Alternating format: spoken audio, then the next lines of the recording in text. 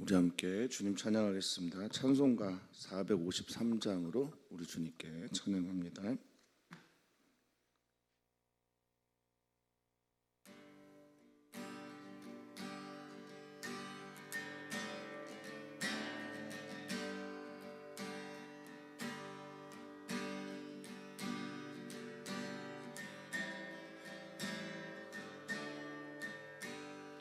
예수 더 알기 원하네.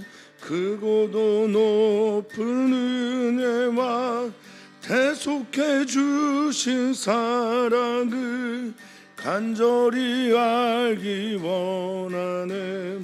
내 평생의 소원, 내 평생의 소원, 대속해 주신 사랑을 간절히 알기 원하네.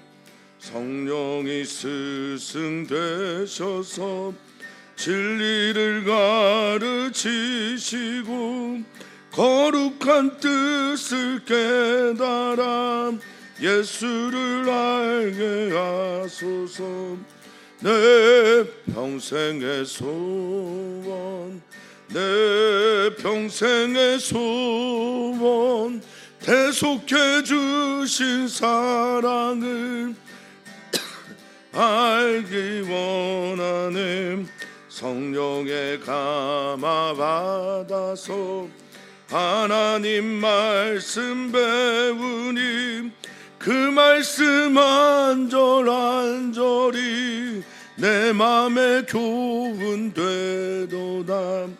내 평생의 소원, 내 평생의 소원, 대속해 주신 사랑을 간절히 알기 원하네. 예수가 계신 보좌는 영광에 둘러있도다.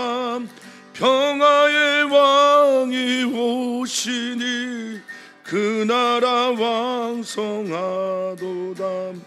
내 평생의 소원, 내 평생의 소원, 대속해 주신 사랑을 간절히 알기 원하네.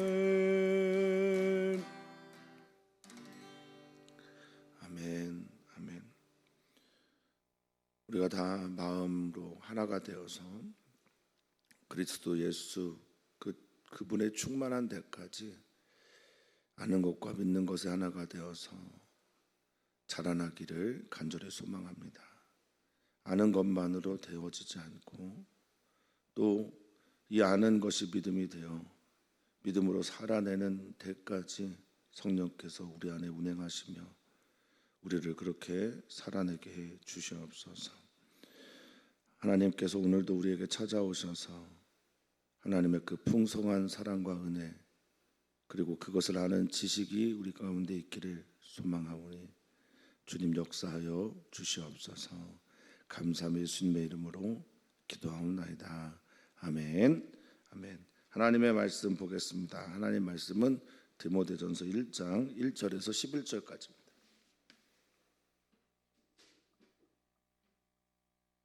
디모데전서 1장 1절에서 11절까지 말씀 한 목소리로 읽겠습니다. 우리 구주 하나님과 우리의 소망이신 그리스도 예수의 명령을 따라 그리스도 예수의 사도된 바울은 믿음 안에서 참 아들 된 디모데에게 편지하노니 하나님 아버지와 그리스도 예수 우리 주께로부터 은혜와 긍휼과 평강이 내게 있을지어다. 내가 마게도냐로 갈 때에 너를 권하여 에베소에 머물라 한 것은 어떤 사람들을 명하여 다른 교훈을 가르치지 말며 신하와 끝없는 족보에 몰두하지 말게 하려 함이라. 이런 것은 믿음 안에 있는 하나님의 경륜을 이름보다 도리어 변론을 내는 것이라.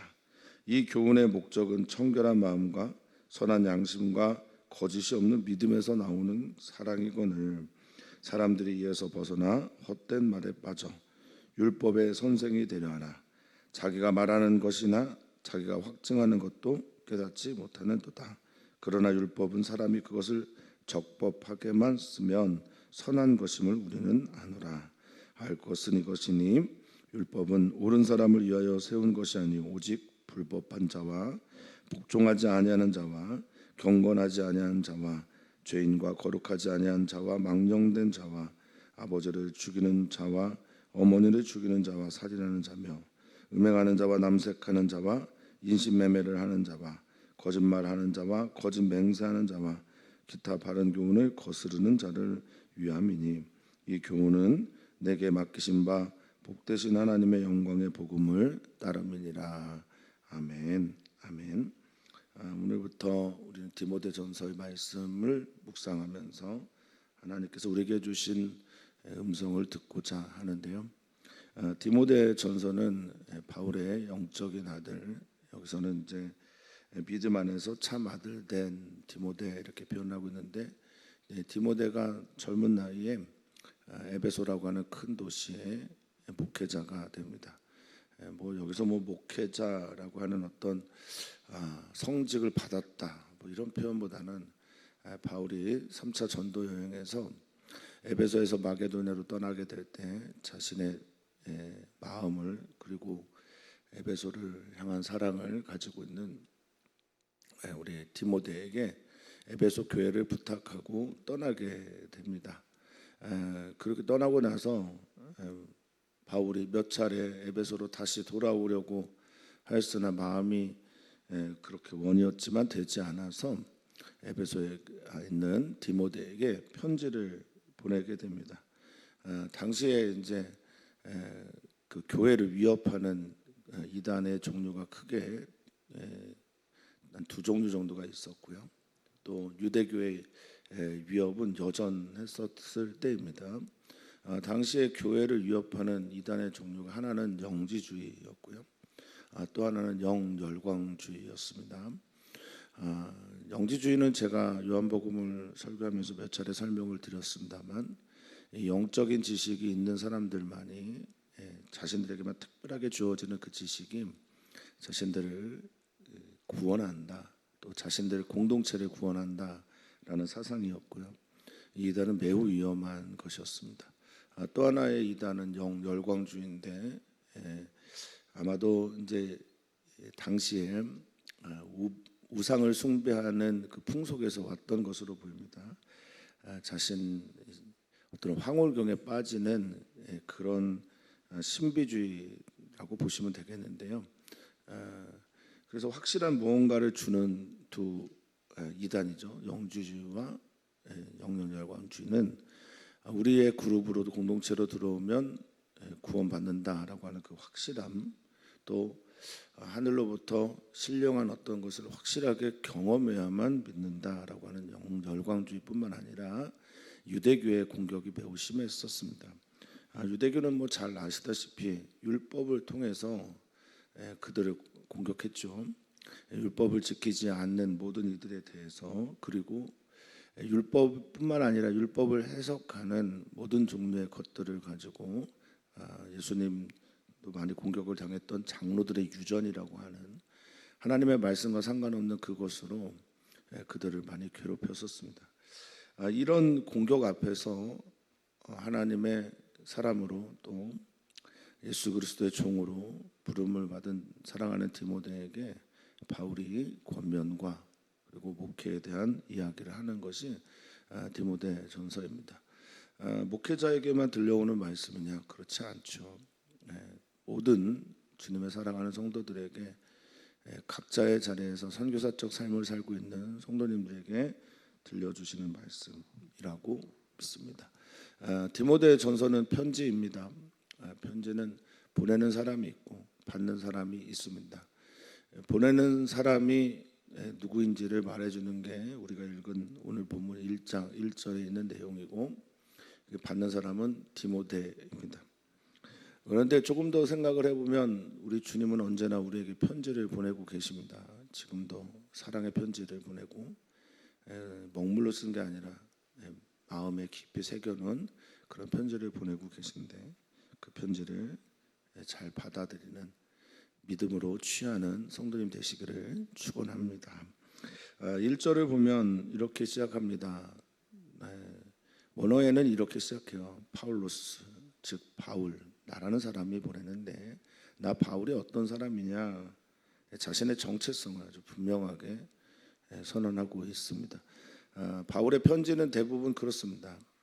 내가 누구인지를 먼저 말해주고 또 초반에는 은혜, 하나님 앞에서의 교리, 진리에 대한 이야기를 한다면 후반에는 생활에 대한 이야기를 하는데 디모데 전서는 목회 서신이고 개인적인 서신이기 때문에 그런 부분들이 다른 부분들에서 비해서 좀 적습니다. 어쨌든 바울이 누구냐? 우리 구주 하나님과 우리가 믿고 우리의 구원자가 되신 하나님과 우리의 소망이 되신, 우리의 바람이 되는, 그러니까 참 인간, 참 하나님으로 예수 그리스도에 대한 선언이죠. 그러니까 하나님과 예수 그리스도, 우리의 구원자가 되시며 나의 바람이 되시는, 소망이 되는 예수 그리스도의 명령을 따라, 이 명령이라고 하는 이 말, 에피타게라고 하는 말은 지시, 그리고 계명, 권위 등등입니다. 그래서 그를 통해서 받은 사명자, 즉 사도가 된 바울은 이렇게 시작을 하고 있습니다. 우리 사랑하는 성도님들은 누구로부터, 무엇으로부터, 혹은 누구로 인하여 지금 우리 이 자리에 있습니까? 바울은 하나님과 예수 그리스도로부터 이렇게 말하고 있습니다. 마음이 흔들릴 때, 믿음이 사라지는 것처럼 여겨질 때, 나의 뿌리가 흔들리는 것처럼 여겨지는 경우거든요. 그때 누구로부터 우리의 이야기가 시작됐는지를 살필 수 있는 우리였으면 좋겠습니다. 그러면서 누구에게 편지하냐라고 하는 2절의 말에서는 믿음 안에서 참 아들 됐다라고 말하고 있습니다.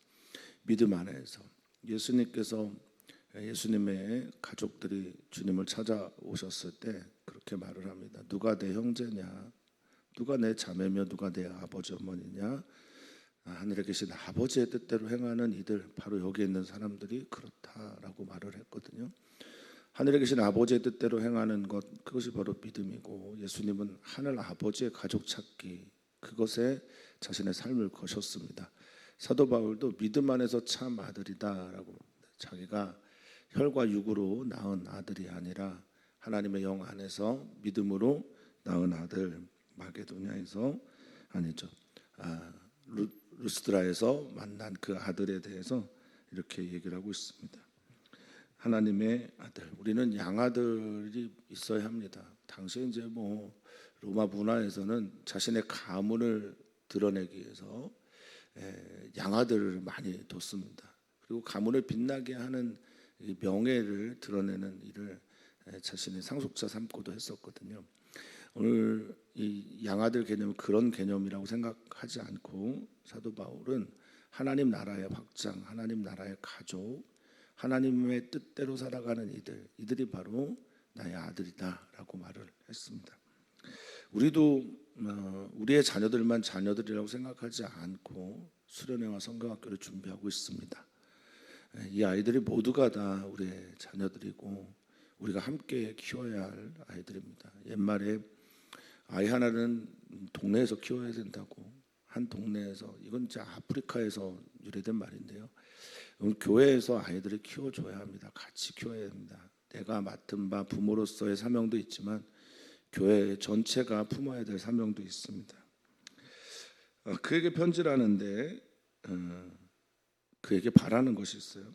하나님 아버지와 그리스도 예수, 본인도 이제 하나님 아버지와 그리스도 예수로부터 받은 거니까, 우리 주께로부터 은혜, 긍휼, 평강이 내게 있었으면 좋겠다. 은혜는 하나님의 자비와 조건 없는 사랑이고, 긍휼은 불쌍히 여기는 마음이고요, 평강은 에이레네라고 해서 하나님과의 관계적인 회복, 샬롬을 말하면서 사람들과의 관계에서도 샬롬이 있었으면 좋겠다라고 말합니다.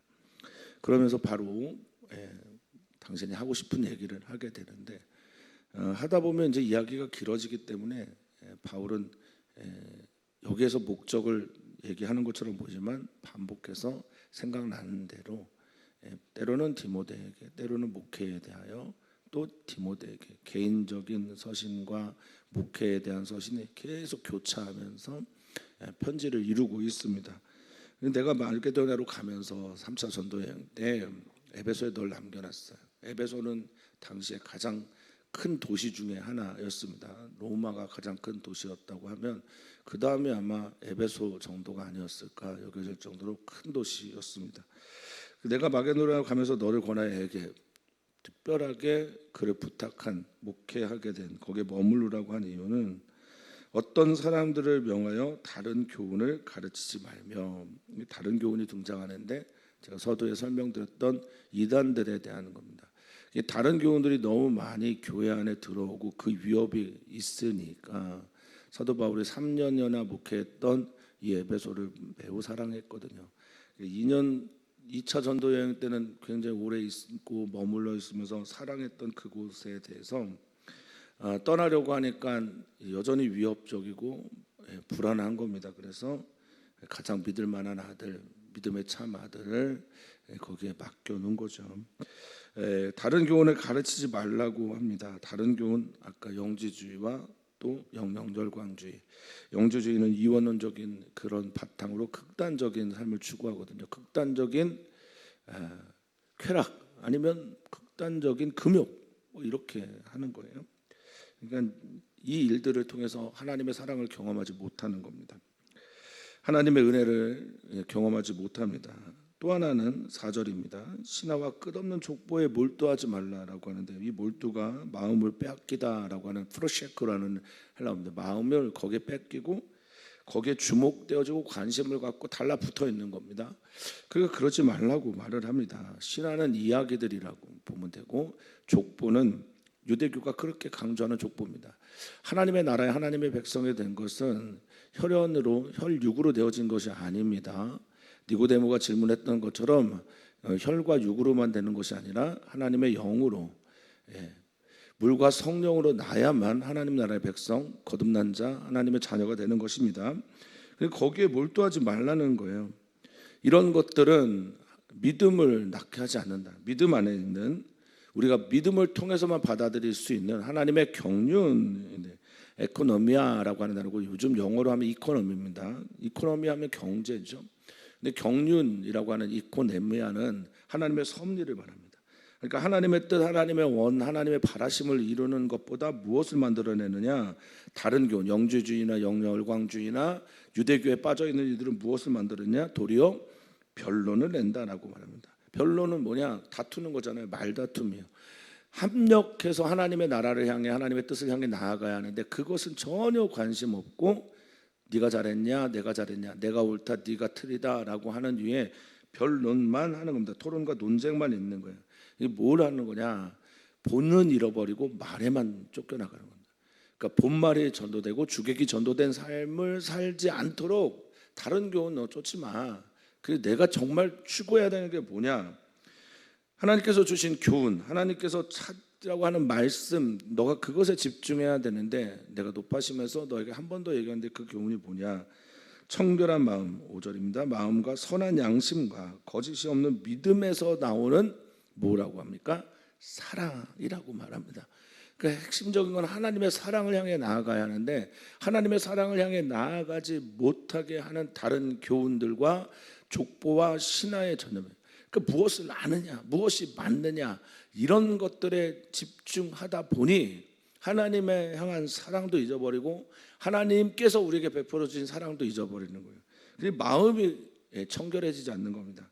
이 청결하다라고 하는 카다로스라고 하는 말은 하나님 앞에 거룩하다, 깨끗하다, 순결하다라는 뜻이고요. 선하다라고 하는 말은 하나님께서 보시기에 좋다라고 하는 양심, 마음의 깊은 곳 그런 것까지 말하고 그리고 믿음, 거짓이 없는 믿음은 무엇이겠습니까? 거짓이 없다는 건 진정하고 성실하고 신실한 믿음. 그 믿음이 어디를 가야 되냐? 사랑을 가야 되는데 사랑을 만나야 되고 사랑을 향해 가야 되는데 그런 것에 일어나지 못하고 이런 사람들은 뭘 하냐? 6절에 보니까 하나님의 그 사랑, 믿음, 양심, 선한 아름다운 것들 하나님 안에 있는 무엇을 추구하지 않고 하나님 안에 있는 사랑을 추구하지 않고 이에서 벗어나는 거예요. 목표를 놓쳐버리는 거예요. 표대를 잃어버리고요. 헛된 말에 빠지다라고 말합니다. 헛된 말에서 그냥 그냥 그 속에서 그냥 살고 있는 거예요. 그래서 이 빠지다라고 하는 에크트레포라는 말은 방향을 돌리고 거기에 빠져 들어가고 돌려져 있는 상태를 말합니다. 그러니까 그거에 빠져서 그냥 말장난하고 말싸움하고 그렇게 살아가는 겁니다. 하나님 사랑하고 이웃을 사랑하는 율법의 본질은 잃어버리고, 그리고 헛된 말에 빠졌기 때문에, 헛된 말에 빠진 사람들의 특징은 뭐냐? 자기가 무슨 말 하는지 몰라요. 그리고 자기가 말한 대로 살려고 하지 않습니다. 삶을 향해 지향하지 않아요. 삶을 바꾸려 하지 않습니다. 누가 더 옳은지가 중요하고 무엇을 아는지가 중요한 사람들은 내 삶의 어떤지에 대한 관심이 별로 없어요. 그리고 그들은 다 7절에 보니까 율법의 선생이 되려고 합니다. 가르치는 자가 되려고 하지 삶을 지향해서 가리키는 자가 되려고 하지 않습니다. 바울이 그렇게 예수님 닮으려고 노력했던 것처럼 나를 닮아라, 내가 그렇게 사랑하는 예수님을 닮고 사랑하는 것처럼 너희도 그렇게 살라고 말하지 않습니다. 자기가 말하는 게 무엇인지, 자기가 무엇을 믿고 확신 가운데 있는지 전혀 모릅니다. 깨닫지 못한다라고 말합니다. 노에오라고 하는 이 깨닫다라는 말은 자각하다라는 거예요. 주의하다라는 겁니다. 이해하지 못하는 겁니다. 이 율법이, 하나님의 말씀이 나에게 적용되어져야 한다라는 걸 알지 못하는 거예요. 하나님의 말씀이 다른 사람들에게 적용되어지는 그런 지적인 그런 말씀이 아니라 나에게 오늘 내 삶을 변화시키는 말씀은, 바울은 그래서 이렇게 말합니다. 율법은 사람이 그것을 적법하게 쓰면 선한 것임을 우리는 안다라고 말합니다. 율법이 적법하게 쓰는 게 뭡니까? 법대로, 하나님의 말씀대로, 하나님의 원하시는 대로, 하나님의 뜻대로 쓰여지는 게 적법하게 되는 거잖아요. 그럼 그게 뭘까? 나를 성찰하게 하고 나를 바꾸고 나를 변화시켜서 하나님 앞에 세워서 하나님의 은혜와 사랑이 얼마나 큰지를 깨닫게 될 때, 그때 바로 제대로 된 율법입니다. 그러니까 율법은 우리의 죄가 무엇인지를 드러내줘요. 율법은 우리가 얼마나 하나님 앞에서 연약한 존재이고 하나님의 영광에 이르지 못하는 존재인지를 가르쳐 줍니다. 의인은 하나도 없고 모든 사람이 죄를 범하였다라는 걸 제대로 가르쳐 주는 게 바로 율법입니다. 하나님의 말씀이죠. 율법을 통해서 우리는 적법하게 자신에게 써야 하는 이 말씀을 가지고 사람들을 판단하고 정죄하고 하나님의 사랑에 이르지 못하게 하는 데 쓰고 있으니, 너희가 알아야 될 게 뭘까? 깨달아야 될 게 뭘까? 집중해야 될 게 뭘까? 그것은 율법에 대해서 제대로 된 이해가 필요하다는 겁니다. 디모데가 수많은 이단들과 다른 교훈들 앞에서 바르게 대답하기를 이 바울은 원하고 있는 겁니다. 이것이니 9절입니다. 율법은 옳은 사람, 선한 사람 위에 쓰여진 게 아니다. 그렇게 세워진 게 아니고 적용되어지는 게 아니라 율법은 불법한 자, 하나님의 말씀을 지키지 않는 죄인들이죠. 불법, 법과 상관없는, 법이 없는 사람들, 복종하지 아니하는 사람들, 불순종하는 사람들을 말합니다. 그리고 불순종하는 사람들의 특징은 뭐냐? 하나님께 반역해요. 불순종과 복종하지 않는다라고 하는 것은 같은 말이고 당연하죠. 그리고 그것을 통해서 하나님께 반역하는 사람들을 말합니다. 경건하지 않은 자, 이거는 아세비스라는 헬라어인데요. 세베오라고 하는 단어가 경건하다, 예배하다 이런 뜻입니다. 그러니까 하나님을 경건하지 아니한 자는 믿지 않는 사람입니다. 하나님을 인정하지 않는 자, 하나님이 없다고 말하는 사람들, 이런 사람들, 죄인, 하나님께서 주신 그 말씀의 법에서 벗어나 있는 사람들, 거룩하지 아니한 자, 하나님의 그 거룩, 아름다움, 그것을 향해 가지 않는 사람들, 그리고 당시에 아버지 어머니를 죽이는 사례가 굉장히 많았는데 부모 공경하지 않고 양친을 죽이며, 또 살인, 사람의 목숨을 귀하게 여기지 않아 살인하는 자, 10절에 음행하는 자, 남색하는 자, 이거 동성연애자를 말합니다. 남자와 남자가 서로 사랑하는, 서로 행위를 하는, 성적 행위를 하는, 당시에 이 동성애자가 굉장히 많았죠. 그게 하나의 만약 트렌드처럼 그렇게 여겨졌었는데 워낙에 좀 사회가 문란했어요. 그러니까 여성으로만 만족하지 못하는 겁니다. 그래서 젊은 어린 청소년들을 자신의 애인처럼 데리고 다니는 게 당시 문화 중에 하나였어요. 하나님 원치 않는 일입니다. 하나님의 창조 질서를 파괴하는 행동이죠. 이런 사람들, 인신매매하는 사람들, 인신매매는 안드라포티 스트레스라고 하는 말인데 이거는 쉽게 보면 노예상인들을 말합니다. 하나님의 그 형상인 사람들을 가지고 사고 팔고 하면서 노예를 만들어내는 행동을 하는 사람들, 그리고 기타 바른 교훈을 거스르는 사람들, 이렇게 말하고 있습니다. 이 바르다라고 하는 건강하다, 또 하나님의 뜻에 맞는 합한 이런 뜻을 가지고 있는데 주님께서 주신 그 말씀의 뜻에 따라서 사는 것이 아니라 그것들을 거스르는 자들, 반대로 누워있는, 반대로 향하고 반대길로 가고 있는 그 모든 이들을 향한 것입니다. 여기에 우리가 들어가죠. 또 모든 사람이 들어갑니다. 모두가 다 죄인이기 때문에 그렇습니다. 율법은 하나님의 말씀이 되어서 우리를 찔러 쪼갭니다. 그리고 우리가 얼마나 하나님 앞에서 죄인인지 더러운 존재인지를 깨닫게 합니다. 율법은 우리가 하나님의 심판 아래, 진노 아래 놓여 있다라는 것을 가르쳐 줍니다. 율법은 우리가 본질상 진노의 자녀였기 때문에 우리가 가야 할 곳이 지옥이라는 것을 가르쳐 줍니다. 율법은 또한 우리에게 가르쳐 줍니다. 하나님의 말씀이 얼마나 거룩하고 순결해서 반드시 지켜야 할 것임을 다시 한번 우리에게 상기시켜 줍니다. 그게 답니까? 우리는 이 율법의 의로는 하나님의 나라에 하나님 앞에 설 수가 없습니다. 그래서 하나님께서 우리를 너무나 사랑하셔서 우리에게 또 다른 의의 길을 허락하셨습니다. 그게 예수 그리스도로 말미암은 하나님께 나아갈 수 있는 은혜의 길입니다. 우리는 이것을 믿고 이것을 받아들입니다. 그리고 이 크기가 우리 안에 커지면 커질수록 우리는 주님 앞에서 주님이 원하시는 헌신의 삶을 살 수 있게 됩니다. 이 율법을 지키게 됩니다. 그러니 우리는 하나님의 말씀, 그 말씀에 따라서 보상받아서 구원받은 게 아니라 이미 하나님의 은혜로 구원받은 자이기 때문에 보답하는 삶을 살아갑니다. 이것이 바로 율법을 지키는 길입니다. 내가 율법을 지키기 때문에 하나님의 나라에 하나님의 백성이 되는 것이 아니라 이미 하나님의 은혜로 하나님의 백성이 되었기 때문에 우리는 보답하면서 이 길을 걸어가는 겁니다. 그런 성도님들 되시기를 축복합니다. 그래서 이 교훈, 하나님께서 내게 주신 교훈, 다른 이들과 다른 이 교훈은 우리에게 맡기신 바가 되고 내게 맡겨진 바가 되었는데 복되신 하나님의 영광의 복음을 따릅니다라고 말하고 있습니다. 이게 무엇인지 여러분 너무 잘 아실 겁니다. 복음 뭡니까? 예수 그리스도께서 우리에게 주신 모든 종류의 은혜와 사랑과 베풀어 주신 구원이 우리에게 복음 아닙니까? 좋은 소식 되지 않습니까?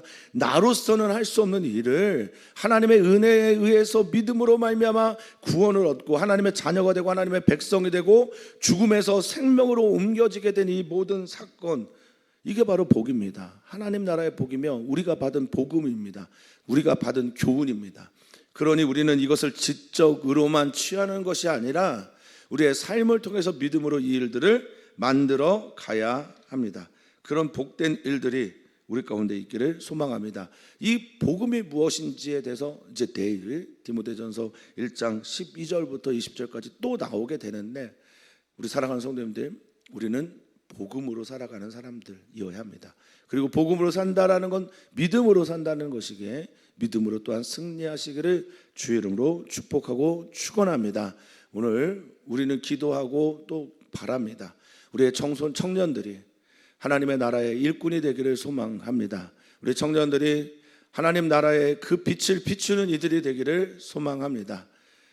남들이 다 가는 길을 가는 것이 아니라 하나님께서 원하시는 그 길에 서 있는 복되고 아름다운 청년들 되도록 기도 부탁드립니다. 또한 이주민 교회를 위해 기도합니다. 이주영 목사님이 캄보디아 선교로 가시면서 저도 기도하고 있습니다. 우리 교회가 앞으로도 이주민 교회를 섬겨야 할 텐데 어떤 방식으로 어떻게 섬겨야 할까, 사역자를 보내주시면 감사하겠고, 또 우리 교회 안에 그 일들에 대한 소망을 갖는 분들이 있었으면 좋겠습니다. 또한 우리는 기도합니다. 다음 세대의 여름 행사를 위해서 기도합니다. 얼마 남지 않았습니다. 얼마 남지 않은 기간들을 우리는 기도로 채우고 그날이 우리 아이들에게 오순절 날이 되어서 하나님의 나라가, 하나님의 영광이, 하나님의 영이 우리 가운데 충만함을 보기를 소망합니다. 한 사람 한 사람 만나주시고 또 그들을 복되게 이끄시기를 소망합니다. 내일 이재은 선교사가 귀국합니다. 이재은 선교사님, 김희연 선교사님 로에 안전하게 귀국하도록 그렇게 기도 부탁을 드립니다. 살아계신 하나님, 우리의 아빠가 되시는 하나님이여, 우리를 사랑하시고 우리를 돌보시고 우리를 하나님의 선한 팔로 날마다 이끄시는 우리의 하나님 아버지를 우리가 사랑합니다. 오늘도 우리에게 귀한 말씀을 들려주시는데 귀한 말씀이 되게 생명의 양식이 되는 은혜의 날이 되게 하여 주시옵소서. 아픔 있는 사람들, 지쳐있는 사람들, 피곤한 사람들에게 하늘의 위로를 더하시고 하늘 힘으로 오늘 생명을 나누며 생명을 누리며 살아가는 은혜 주께서 더하여 주시옵소서. 감사함 예수님의 이름으로 축복하며 기도합니다. 아멘. 아멘.